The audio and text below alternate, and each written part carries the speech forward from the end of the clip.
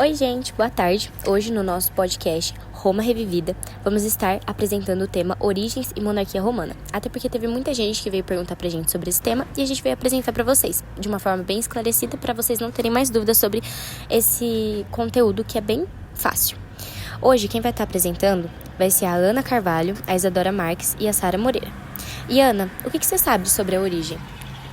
Bom, para começar, a monarquia romana foi uma das formas políticas de governo da Roma Antiga.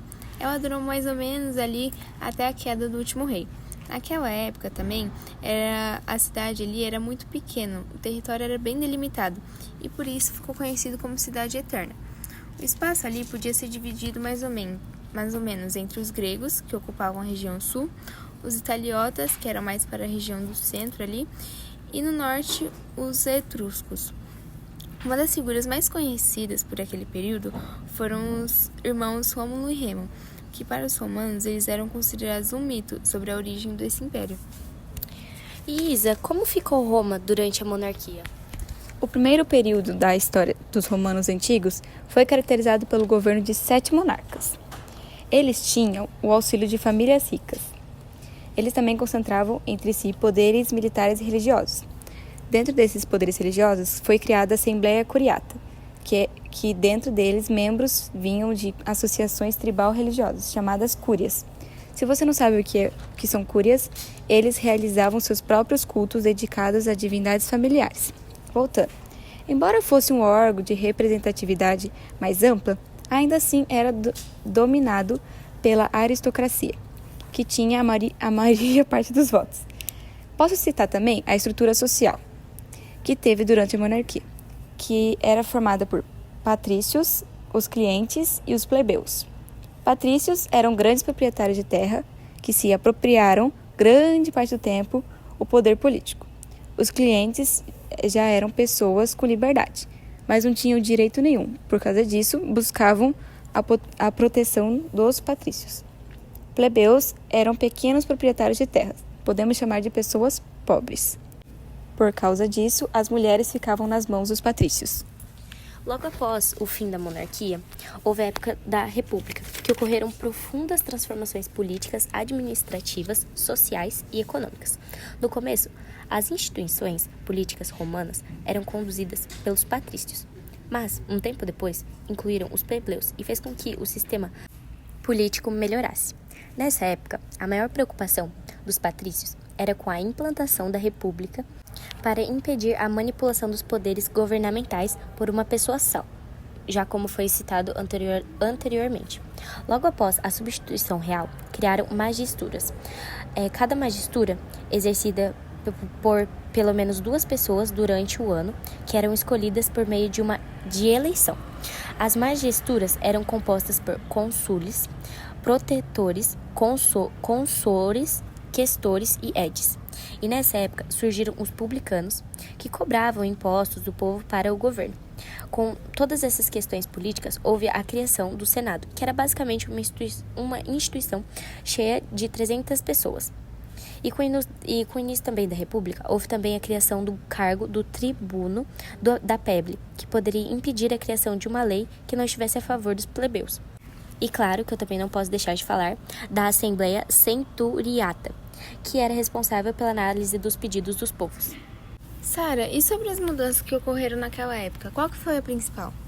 A principal mudança social na Roma foi quando os plebeus, em sua maioria, continuaram na condição de pequenas propriedades, porém com muita importância social pelas suas revoltas contra os patrícios.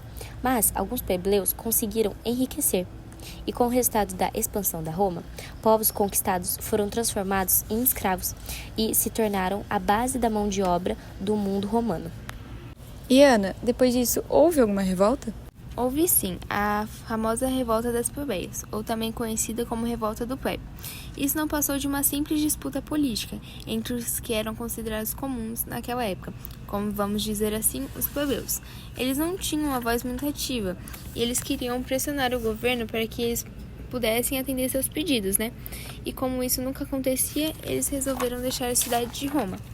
E o resultado disso é que eles passaram a ter poder de veto sobre as decisões e criaram tão famoso naquela época Concílio do Plebe. E com isso se deu o processo de expansão também, processo de expansão romano, que foi a base de conflitos que a partir de então se iniciou o processo de dominação naquele período. A primeira conquista disso foi a Península Itálica, que se deu início à tomada das regiões mais próximas por ali. No decorrer de tudo isso, foi iniciado as Guerras Púnicas, que foi entre os romanos e a tão poderosa, como eles chamavam, cidade de Cartago. Como naquela época a cidade era colônia dos antigos fenícios, elas tinham muitos comerciantes do mar Mediterrâneo, e com isso as metrópoles entraram em declínio. As disputas por ilhas também entraram em choque. Os resultados desse conflito nada mais foi do que a perda de controle das cartaginenses sobre a ilha de Cilícia e sobre várias colônias espalhadas pelo continente. Bom, e depois de tudo isso, Isa, houve alguma crise? Sim, teve. As estruturas econômicas, sociais, políticas e culturais romanas sofreram transformações importantes durante o processo de expansão territorial. Essas mudanças já ajudaram muito para o fim do sistema republicano. O grande afluxo de riquezas e escravos em direção à cidade de Roma desestabilizou as bases econômicas. Assim, o comércio se desenvolveu muito. O sistema escravista se tornou a base da economia.